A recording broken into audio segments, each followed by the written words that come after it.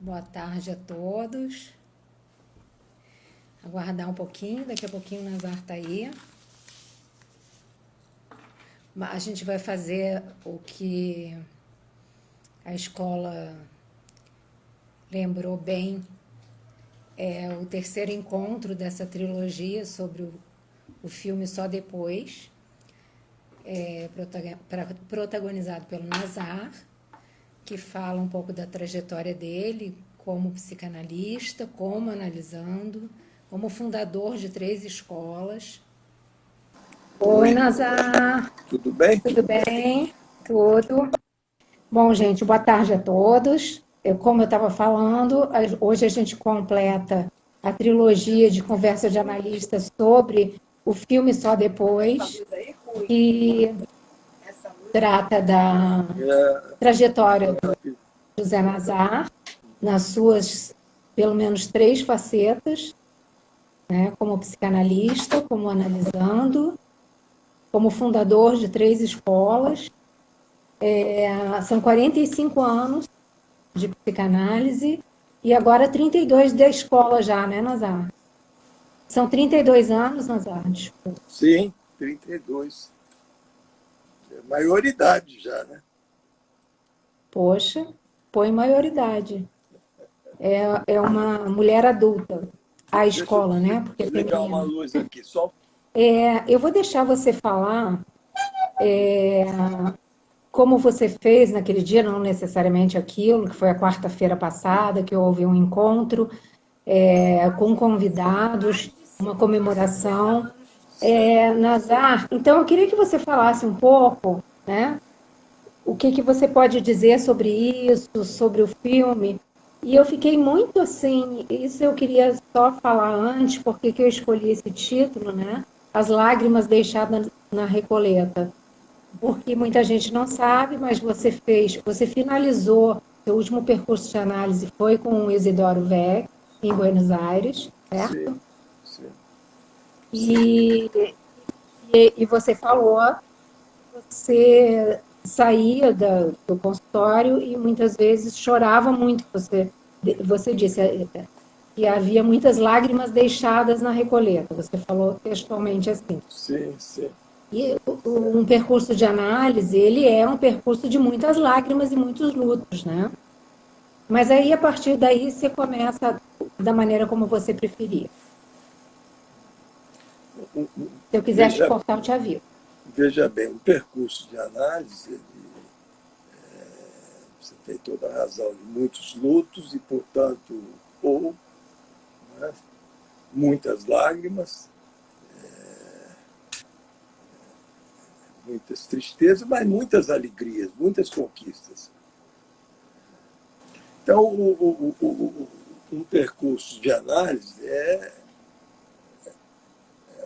uma trajetória que vai escrever uma, ou não, não é? Que é uma contingência, uma vida analítica. Eu gosto muito dessa expressão, uma vida analítica, e que é tomada de surpresas, é tomada de surpresas, que o próprio Lacan, no Seminário 11, quando vai trabalhar o capítulo sobre o inconsciente freudiano e o nosso, ele enfatiza muito essa questão da descoberta, da invenção freudiana e o recorte que se faz sobre o inconsciente como alguma coisa da ordem do novo, não é? Da ordem da surpresa, o caráter surpresivo do inconsciente, ele diz.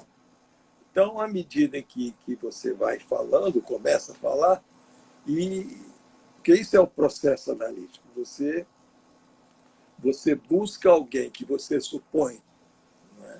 Um saber que você supõe saber algo sobre o seu sofrimento, coisa belíssima de Lacan, do sujeito suposto saber, e você começa a falar e aprender a falar de uma maneira diferente, com uma outra língua. E essa fala, como o Lacan diz, o inconsciente estruturado como uma linguagem, que Lacan vai privilegiar a questão do significante, o que caracteriza fundamentalmente um significante é que você não tem como se antecipar a ele. Não é? Ele é da ordem do só depois. E é isso o inconsciente. Você vai falar e você vai aprender a se escutar naquilo que você diz. Você fala e aprende a se escutar, não é? Naquilo que você diz e vai, então, e nisso cria-se um caráter de fundação de uma nova tessitura, de um novo texto, tinto de surpresas, tinto de questões novas que estavam lá, mas que você não sabia. Sim. Então, o Lacan, quando ele trabalha o Seminário 11, ele vai privilegiar esse caráter surpresivo, quer dizer, é alguma coisa que não se sabe antes, é sempre do só depois, daquilo que teria sido. Então, essa vida analítica, ela começa a se escrever na medida em que há um engajamento transferencial e que você começa a tomar para si uma responsabilidade em relação aos seus sofrimentos. É fundamental que se diga que Lacan bate muito nisso, que uma análise começa quando alguém apresenta um sofrimento que verdadeiramente é sofrido, mesmo que ele não saiba desse sofrimento, mas que ele se responsabilize e quer se ver livre, quer se livrar desse sofrimento. Isso é um aspecto de entrada dessa vida analítica. E, durante muitos anos, eu trilhei um caminho de análise aqui no Brasil, com bons analistas, analistas que me ajudaram a me escutar, que me escutaram, e com algumas mudanças, algumas transformações, não atrapalhando muito o andamento daquilo que depois iria se nomear como um desejo mais autêntico. E, num dado momento da minha vida, e que não foi sem uma relação com uma primeira crise que nós sofremos, que nós passamos, na Escola Lacaniana de Psicanálise do Rio de Janeiro, quando da saída de alguns membros, pessoas brilhantes, pessoas sérias, mas que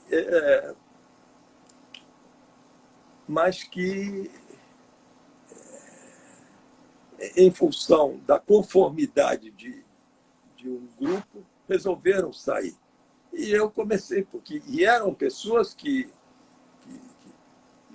frequentavam o meu consultório, frequentavam o divã do meu consultório. E se submeteram, havia passado um tempo de análise comigo. E eu comecei a me perguntar onde é que está a questão, onde é que está o ponto de adormecimento na escuta, no nível do amor, das paixões, essas questões todas. E eu já era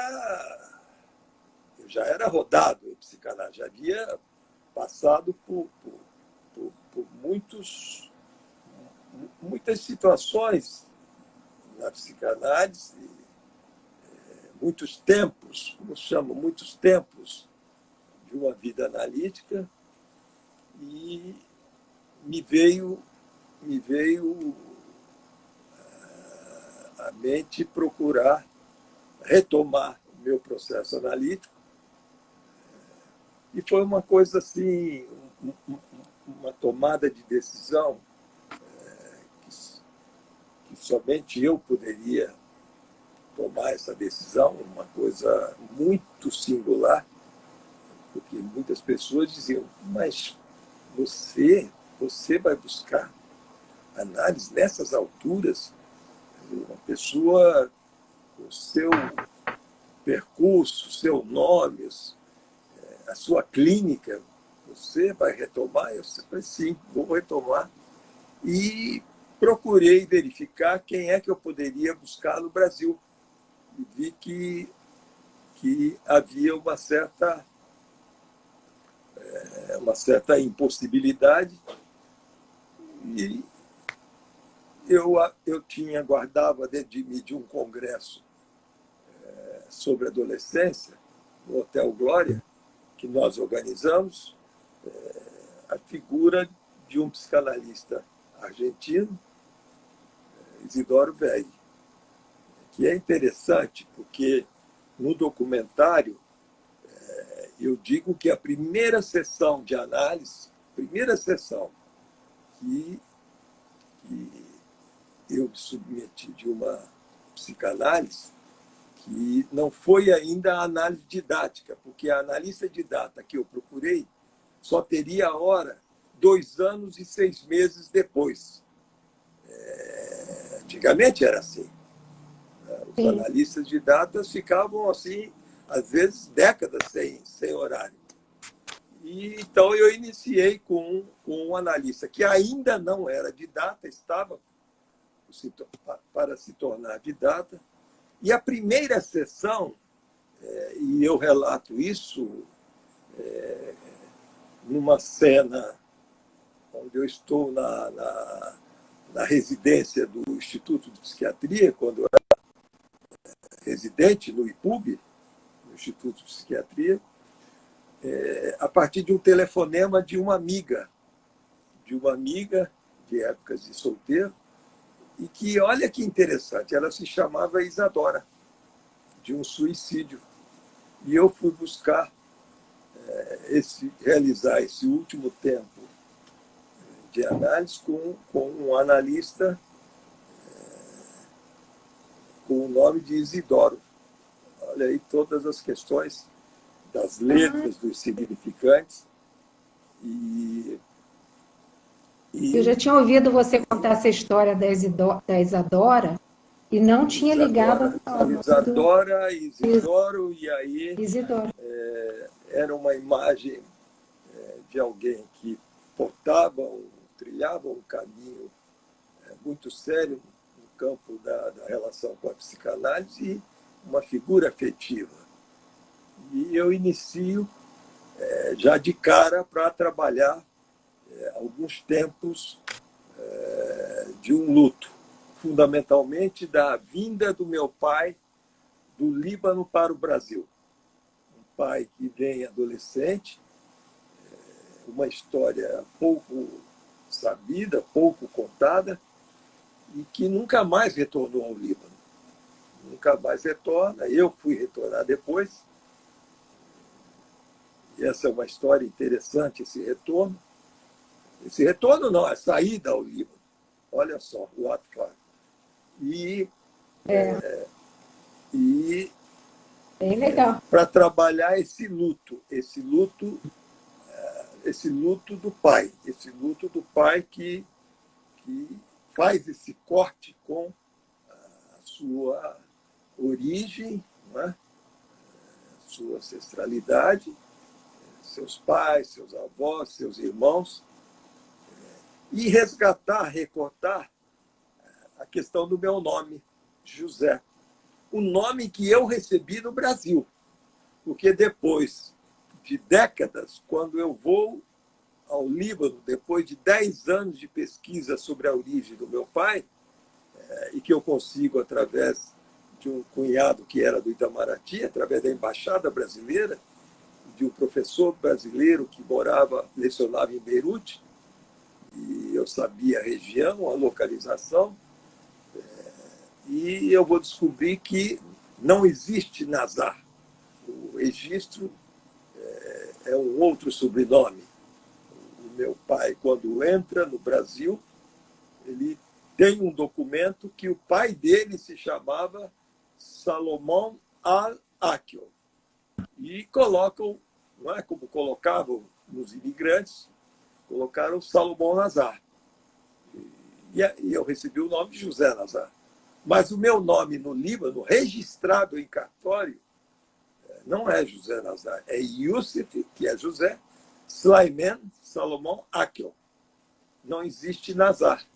O que existe é Akil, Akil Frange, que é a linhagem que foi para a política, até um primo do meu pai que chegou a ser presidente da República do Líbano e depois foi assassinado em 1976, e Merriá. Então tem Akil, Frange e Merriá. E eu fui trabalhar essa questão do meu nome, que eu fico sabendo que o meu pai trouxe um irmão, uma irmã, 3 outras irmãs teriam ido para os Estados Unidos, porque os navios saíam e iam para os Estados Unidos. Aqueles que não eram aceitos vinham para o Brasil. Brasil, América Latina e coisas assim. E ele me dá o nome de José, o nome de batismo, o nome de registro, José, que, na realidade, era o nome de um irmão que ele não trouxe, que era um escritor paralítico. Era um paralítico, um homem paralítico que escrevia. E, a partir de um sintoma que eu detectei tardiamente, os sintomas, às vezes você entra num processo de análise e na realidade, você não sabe muito bem qual é o seu sintoma. Você vai recortando, vai no processo de invenção, você recorta a verdade do seu sintoma e vai trilhando isso. E esse sintoma comparecia na escrita. Não havia computador antigamente, essas coisas. E depois de um tempo de escrita, eu sentia um certo cansaço no braço e meio que paralisado esse braço. E aí depois eu fui, a partir desses elementos que você vai inventando, vai pesquisando, vai associando e trilhando alguns momentos muito traumáticos, verdadeiramente traumáticos, e que eu cheguei mesmo a pensar que certamente eu não poderia ter trabalhado isso no Brasil, porque eram situações tão dolorosas que eu saía chorando e não parava de chorar. Eu me lembro, porque o consultório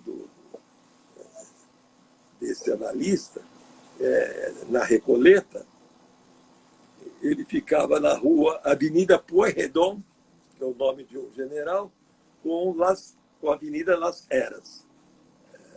E o prédio do consultório, porque lá são apartamentos, né? Ao lado havia uma placa em que havia morado um grande escritor argentino, e em frente a uma faculdade de engenharia, mas meio que abandonada, um prédio histórico muito bonito, muito bonito. E eu ficava no jardim rodando igual peru tonto, lá dando voltas, chorando.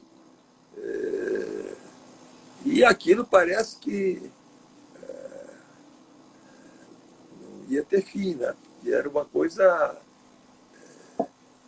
Eu cheguei até a recortar nessa época um elemento interessante da minha análise, é que eu dizia na análise, trabalhava isso, você leva às vezes uma frase, uma enunciação,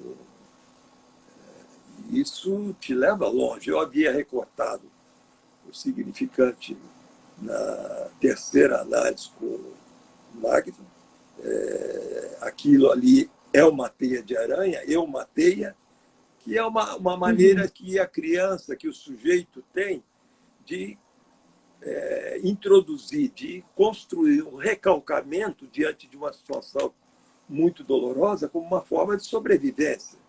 Não é? Só que isso é traduzido superegoicamente.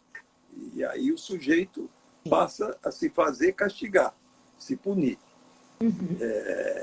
Isso é freudiano, isso está muito bem nos textos de Freud, quando ele vai introduzir as questões do superior. Mas eu recorto uma frase interessante, que eu dizia o seguinte: eu carrego nos olhos as lágrimas da perda da minha mãe. Olha que interessante. Eu carrego nos olhos as lágrimas da perda da minha mãe. Isso, se você for pegar o texto de Freud, Luta e Melancolia, isso está muito claro ali da questão das impossibilidades de se realizar a construção de um luto. Você faz uma melancolia. Melancolia. Você fica identificado com o objeto perdido, o objeto querido, o objeto amado. Então, eu era aquele que carregava nos olhos as lágrimas da perda dessa mãe, muito cedo, com 6 anos de idade, e que isso é trabalhado no decorrer da análise, no sentido de um corte, quando você pode trabalhar muito claramente isso no meio-grupo de Klein. Então, no ponto onde eu sou onde não penso, então eu sou aquele, sintomaticamente, que carrega as lágrimas da perda de uma mãe, certo? Mas quando o sujeito engaja na transferência e cai para a posição de não ser, né? Que se atreve, que se arrisca para pensar, que não é o descer ainda, porque o descer é do lado do analista. Sim, É uma abertura possível, porque isso é contingencial, de uma destituição subjetiva. Né? Ali onde você pensa, você não é. Não é? Então, você vai construir. Eu sou aquele que pensa quando não carrega as lágrimas da perda da mãe. Olha que interessante. A psicanálise é cruel, a psicanálise é indelével, a psicanálise é muito má. Ela te leva a momentos de muita liberdade, alegria, não muita, alguma liberdade, mas também momentos de muita dor. Não é? O sujeito ele se atreve a deixar de ser para poder pensar. Então, na posição sintomática, eu sou aquele que carrega nos olhos as lágrimas da perda da mãe. Não, uma recusa contra o luto. E eu sou aquele que pensa quando não carrega nos olhos a lágrima da perda da mãe. Quando eu trabalho isso, aí é uma loucura. Aí vem a verdadeira loucura. Porque vem uma jaculatória, um jorro de palavras, de letras, de questões inconscientes, e só Deus sabe o caminho, o encaminhamento, porque o encaminhamento das palavras, das letras, dos elementos do inconsciente, obedece uma lógica matemática, não é aleatório.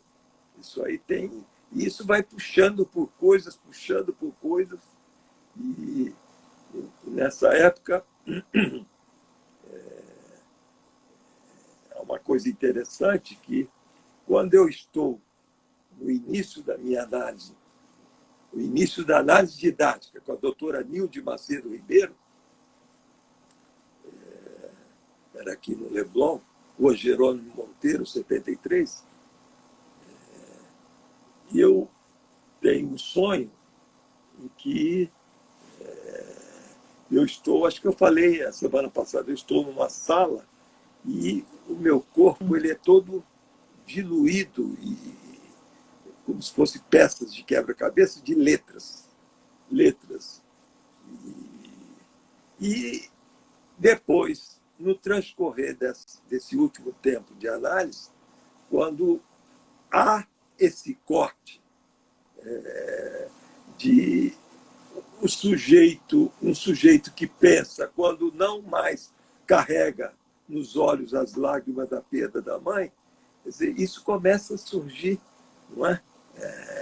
Surgir elementos. Eu me lembro um dos sonhos, eu retirava tiras da minha boca, que saía dos meus intestinos, saía de dentro de mim, visceralmente, tiras de papel como se fosse de livros de jornal. E é aí, então, que eu começo a trabalhar melhor essas questões de que não interessa aqui, são coisas da ordem da minha singularidade, de abertura de uma destituição subjetiva. E aí, então, vem alguma coisa que se impõe na minha fala, coisas muito, muito triste, dolorosa, eu poder construir uma frase em que eu podia dizer que eu conseguia perdoar o abandono da minha mãe. Porque a criança, quando ela perde aos 6 anos de idade essa mãe, quer dizer, ela vai ter como sobrevivência, como companhia, o abandono. O abandono teria sido a minha salvação. Esse significante que está ali adstrito ao eu matei. Sim. E então, nesse sentido, lágrimas e lágrimas. E eu costumava, ao sair das sessões, ir às vezes para o hotel, que era um hotel próximo, ali na Recoleta, e ficava escrevendo, rascunhando, tentando dar conta, simbolizar isso tudo que teria se passado e que era da ordem de não saber. Não é?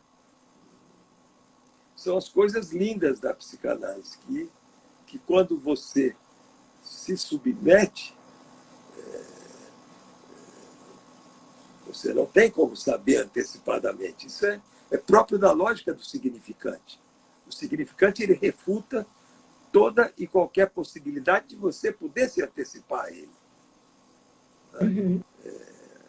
Por isso é que Lacan vai dizer no seminário 11 mesmo que o sujeito ele é constituído a partir da fala dos significantes do pai e da mãe. Quer dizer, esses significantes vão marcando e vão, ao recortar os orifícios das pulsões, não é? Constituem um sujeito que é único. Isso já é Freud. Freud já dizia isso, não com essas palavras. Mas o sujeito é único, não tem duas psicanálises iguais. Sim. É isso. As lágrimas, não sei se elas estão lá ainda. Para mim, estão lá. Eu, sempre que eu retorno à Argentina, sim, de alguma maneira você rejeita. É um país muito querido para mim. É um país que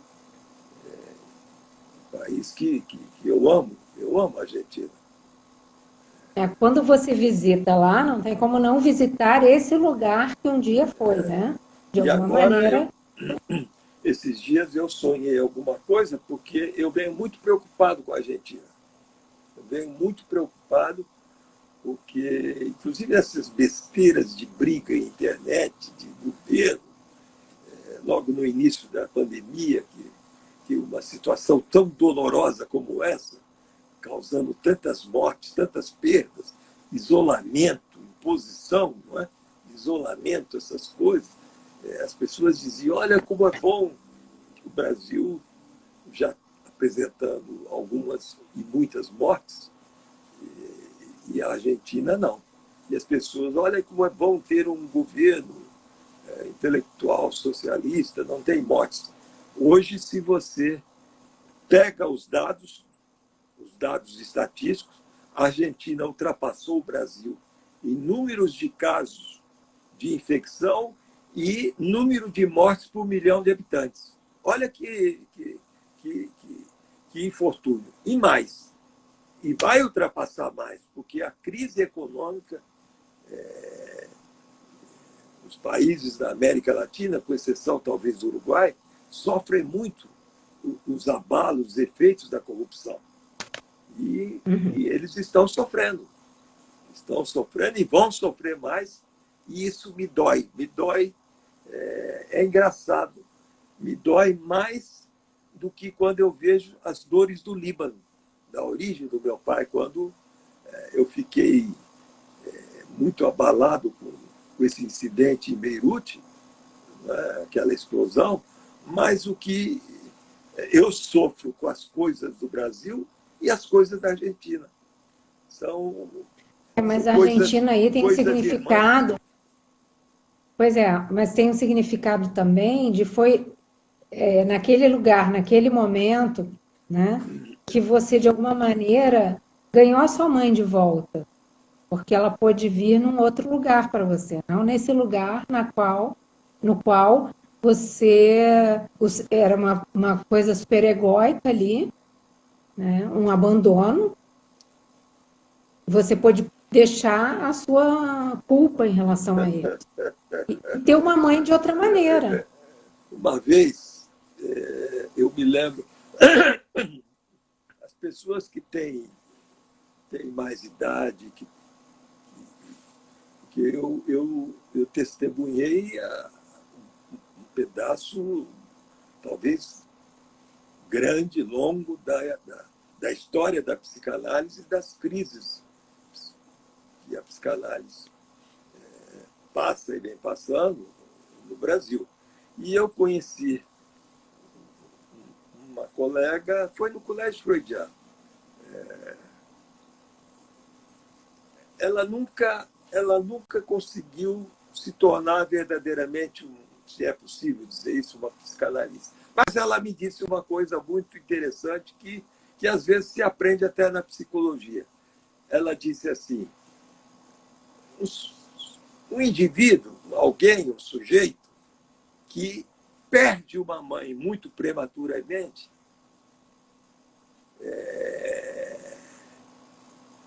jamais irá curar essa ferida. Então, eu não sei se essa mãe que eu perdi ali, eu não quero de volta, em hipótese alguma. Ah, sim. Mas entendi. Mãe é mãe, né? Ou o amor de mãe. O amor sim. de mãe... Mas aquilo que estava em você, eu quero dizer, não a mãe propriamente, né? Houve aí uma queda de algo. A Argentina tem uma coisa que nós, brasileiros, temos que reconhecer e não reconhecemos os psicanalistas. Nós, psicanalistas, temos que reconhecer que é uma dívida em relação à transmissão da psicanálise. A Argentina houve uma época de cada 10 pessoas, 9 estavam fazendo psicanálise, se submetendo à psicanálise. Ela era famosa em função disso. Depois vieram crises e mais crises. Crises mais crises que a Argentina sofreu em função de o governo Menem, um outro muito corrupto, e não pagaram a dívida dívida externa e, com isso, a moeda sofreu. Nós medimos o valor de um país pela moeda. Eu sempre digo que a moeda é uma insígnia paterna de um país. A moeda é a insígnia paterna. Se uma moeda sofre desvalorizações, é porque esse país está se fazendo, não é, desvalorizar, se fazendo ser desvalorizado. E quando surgiu o Plano Real da URV no Brasil, concomitantemente, R$ 1 valia $1, €1 e peso. O peso, não é, era igual a $1 igual a R$ 1. Foi um problema sério na Argentina, porque eu me lembro que eu pagava por sessão de análise $150 e fazia 3, 4 sessões num dia. Eu ficava normalmente 4, 5 dias em Buenos Aires. E vem essa crise, vem essa desvalorização das moedas, né? E foi um baque no país, na Argentina, e no pagamento das sessões analíticas. Todos os analisandos, todos os analistas precisaram reformular o preço das sessões. Todos, sem exceção. Sem exceção, precisaram reformular, porque $1 já não era mais o que valia antes. Não é?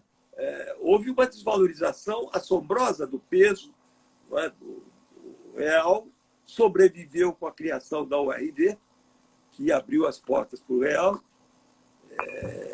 E eu me lembro que numa das sessões, o analista me convocou a conversar sobre o pagamento, não é? Porque estava havendo uma reformulação. Uma pessoa que pagava $150 certamente iria pagar $30. E eu disse que não. Aquele era o preço da minha análise, era o preço das sessões, era o preço das minhas sessões. E aí eu comecei, já havia vivenciado antes algumas crises terríveis, porque os argentinos eles são mais intensos. Por isso é que existe o tango. O tango fez essa marca. Os argentinos são intensos, mas eles são intensos nas crises também. Eu vivenciei 5, 6 crises ao longo de 30 anos.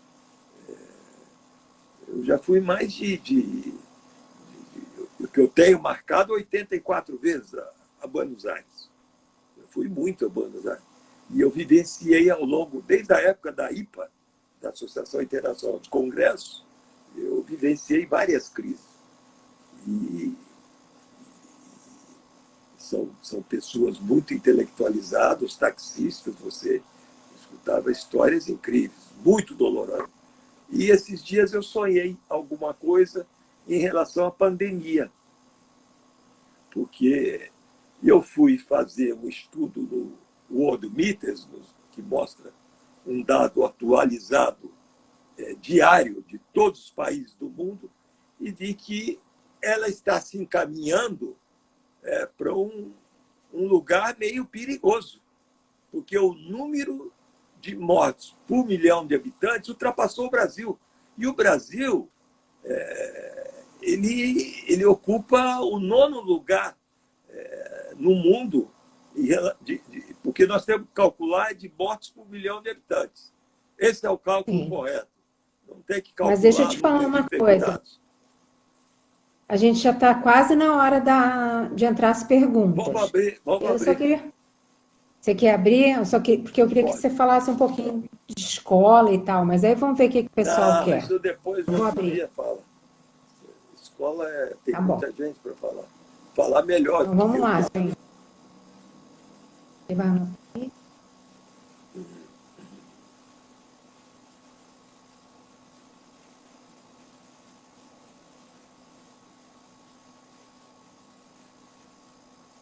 Está aberto para perguntas.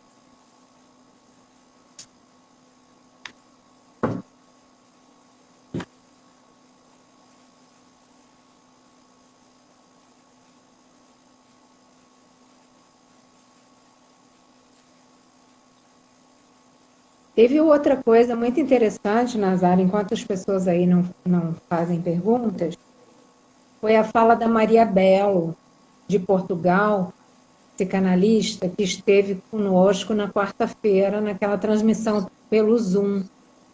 Sim. Ela falou que no tempo do salazarismo, né, com a ditadura, as pessoas não falavam sobre a ditadura e não falavam sobre elas mesmas. Né? E que uma característica que ela percebe lá em Portugal é que há um recalque, né? Então, a psicanálise está recalcada. E você acha que aqui no Brasil, eu acho aqui no Brasil, assim, isso do inconsciente que está na ponta da língua, que fala, eu acho que aqui no Brasil ele fala o tempo todo. Ele está nas praças, está no público, está no metrô, né? Eu gosto de ir escutando. Nas novelas, não é? Está em tudo, Nos tudo. filmes, sim, Assim, sim. eu acho que o brasileiro, ele fala, ele não sabe, né? Mas ele está dizendo ali, o inconsciente dele está sempre na praça, está em praça pública, né? E é isso que eu estou dizendo, que os psicanalistas brasileiros deveriam reconhecer essa dívida, essa migração de uma transmissão. Não é? Porque como é que começa a psicanálise no Brasil? Como é que surge? Porque vai começar com as interpretações, penso eu. Como é que veio, como é que vieram as interpretações, como é que uma interpretação migrou da Europa para o Brasil? Quer dizer, alguns analistas, alguns médicos que eram mais ou menos mordidos por pensar diferente, começaram a ir fazer sessões na Europa, não é? Uma outra língua, uma outra língua. E com a vinda de europeus para analisar brasileiros, não sei como, porque a questão da língua é um problema sério, mas o fervor de uma psicanálise no Brasil, nós não reconhecemos, mas a gente deve isso à Argentina, aos psicanalistas argentinos. Muitos vieram para o Brasil, inclusive na época da ditadura lá da Argentina, muitos. Eu tive colegas psiquiatras, psicanalistas aqui, vizinhos de prédio, né? E que depois que voltou o regime democrático, voltaram para a Argentina. Mas houve uma época com o Jornal do Brasil, quando o Jornal do Brasil ocupava o lugar de destaque no Brasil, no Rio de Janeiro, nós tínhamos uma presença pública maior da psicanálise. A psicanálise ela alcançava, ela voava, ela chegava muito mais longe, através de debates, de crônicas, de Mas eu notícias. percebi agora, na pandemia, assim, que a psicanálise ganhou mais espaço, inclusive na mídia tradicional, não só nas mídias sociais, nas redes sociais, como na mídia tradicional. Assim, muita entrevista no jornal, na Sim, sim, televisão, sim. psicanálise mesmo, né? Mas Porque, já hum, vinha, já vinha gradualmente tomando um lugar, ocupando um lugar.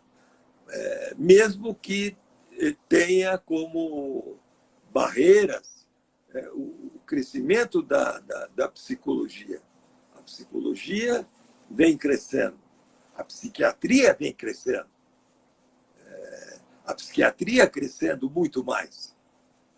A psiquiatria, hoje a Associação Brasileira de Psiquiatria coloca nos seus congressos 7, 8 mil pessoas no Brasil. E a psicanálise não, a psicanálise, os psicanalistas não se entendem. A tônica que rege a relação entre os grupos analíticos é é pandêmico, é de uma bomba atômica, é terrível. Não se entendem, não conversam, não se aproximam, e é muito difícil. E com o advento do lacanismo, a psicanálise ela alcançou um terreno maior no Brasil. Mas os lacanianos são aqueles que menos se entendem. Eles não se entendem, os lacanianos. É muito difícil um grupo lacaniano reconhecer o outro. Eu dizia muitas vezes em conferências que o que caracteriza ou caracteriza um lacaniano é querer ter todos os outros lacanianos no seu divã, ou seja, imitar Lacan. Não é? E as instituições, os grupos analíticos, eles acham que somente eles são representantes genuínos de Lacan. Então, não se entendem. Já a psiquiatria, não. A psiquiatria ela sabe fazer política. Ela tem um domínio da política, do savoir-faire. Então, ela coloca num congresso 8.000 pessoas. Esse ano ia colocar mais, se não houvesse a pandemia. E mais, está crescendo. Porque à medida em que crescem as depressões, a psiquiatria cresce mais. Agora, sim, os analistas, eles poderiam trilhar um caminho e construir uma história, escrever uma história de uma maneira diferente. Os psicanalistas, eles são terríveis. Mas tem também...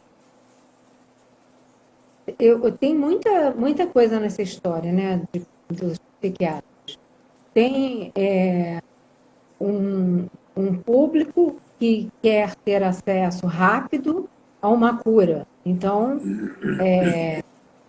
a qualquer coisa que tem, quer ir para uma cura milagrosa, seja medicação, seja algum tipo de autoajuda, enfim.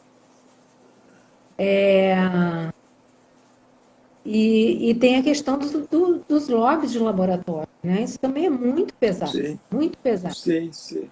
Os estudantes já saem da universidade com uma formação ali focada nisso. Né? A minha psicanalista diz assim, ele não quem tem... vai ao consultório de um psiquiatra, ele vai sair com uma receita na mão. Né? Então, sim, assim, sim, não que não existam as pessoas que têm necessidade de medicação, sabe disso. Não é uma negação, tem negação de...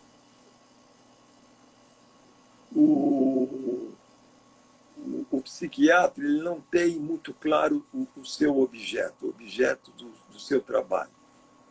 Certo? Então, isso não é muito claro. Então, o psiquiatra, ele acolhe todos os tipos de demanda, como os psicanalistas acolhem todos os tipos de demanda, como os psicólogos acolhem todos os tipos de demanda. Não é? Vai depender de cada grupo poder trabalhar com seriedade. Mas a psiquiatria, cada vez mais, ela tende a ocupar um espaço morto, deixado pelos grupos psicanalíticos nessa briga entre si. A psiquiatria tende a ocupar um lugar pelo viés da psicoterapia.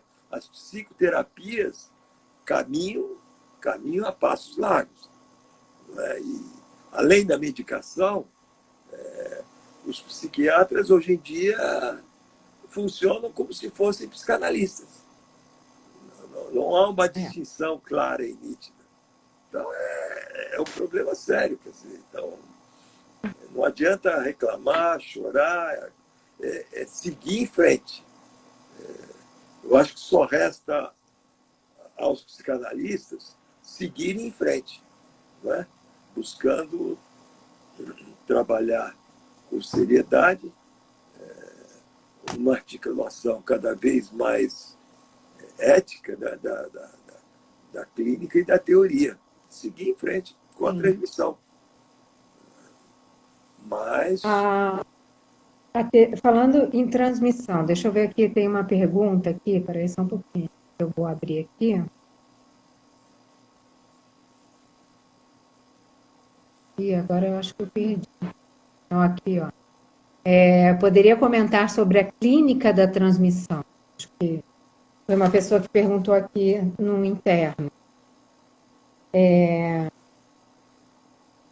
E tem uma outra pergunta que a Tereza Nazar comentou que não entendeu, eu também não.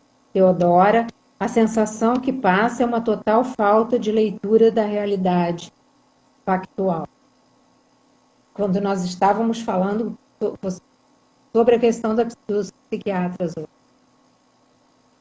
Eu não sei se a Teodora pode explicar. A sensação que passa é uma total falta de leitura da realidade factual. Quer falar alguma coisa? Não. E a Tereza Nazar pediu para você falar. Seria bom falar da importância da editora na sua formação e por que publicar outros psicanalistas fez você e todos nós avançarmos muito.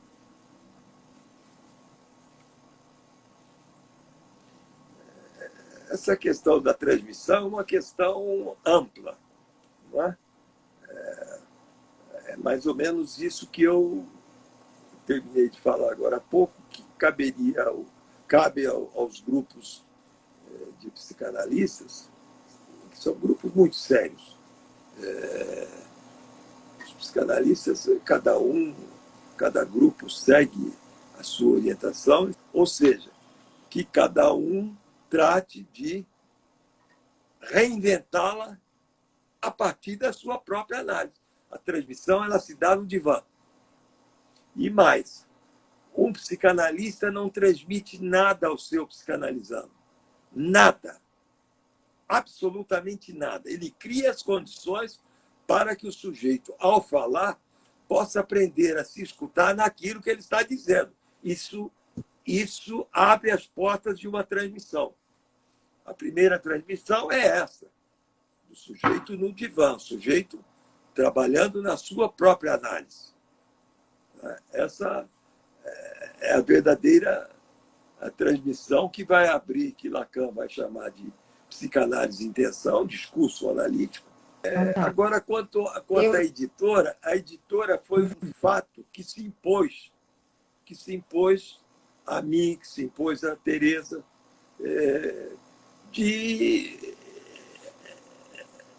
veja bem, muitos psicanalistas que a gente mantinha contato e aprendemos muitas coisas com eles na França, na Argentina, não eram editados no Brasil. Muitos. E isso fazia falta. Fazia falta para a transmissão. E veio esse